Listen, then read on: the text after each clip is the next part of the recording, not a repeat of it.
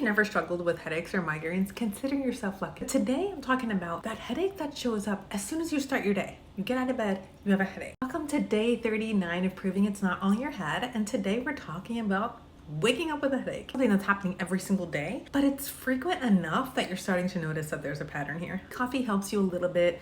You'll just take an ibuprofen so you can go on with your day. Sometimes you just try to ignore it and hope that it goes away. So let's dive into some things that you can do to troubleshoot your headaches. One can be overnight blood sugar crashes. So when your blood sugar dips, your body's gonna pump out adrenaline to bring it back up, and that's actually gonna cause blood vessels to constrict and then dilate, and that can trigger a headache. So if your headache winds up going away after eating, then blood sugars is probably the cause there. One that is actually usually the most common is going to be dehydration. We are mildly dehydrated when we wake up. There could be issues with low magnesium, so we do need magnesium to keep our blood vessels nice and relaxed. When levels are low, those vessels can become a little bit more reactive, a little bit more prone to tension and spasms. There could be issues with sleep apnea, and this is something that you're probably going to have to go see a doctor to figure out, maybe get a home test on your own to see if you do have issues with the sleep. But when that oxygen is going to dip, then your blood vessels are actually going to expand to or dilate to compensate and to bring more oxygen in, and that can cause that throbbing, that headache, especially if they're consistent and severe. This needs to be ruled out.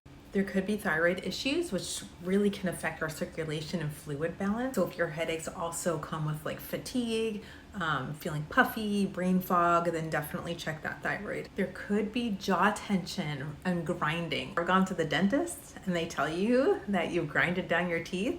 Yeah, especially if you notice this area is super tender.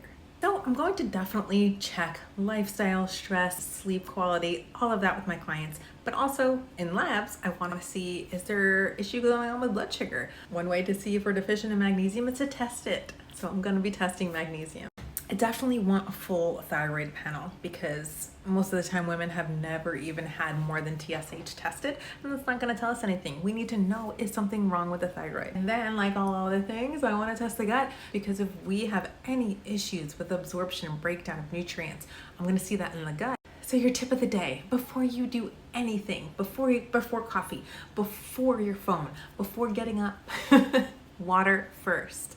Okay, you can get out of bed, but I keep my water right by my bed. If you put in a little pinch of sea salt and a little squeeze of lemon, that can actually help with some electrolytes too, if you are just dehydrated from overnight. If you feel like you're doing all the things, comment labs and I'll send you all the info on my blood lab analysis and we can figure out what's going on.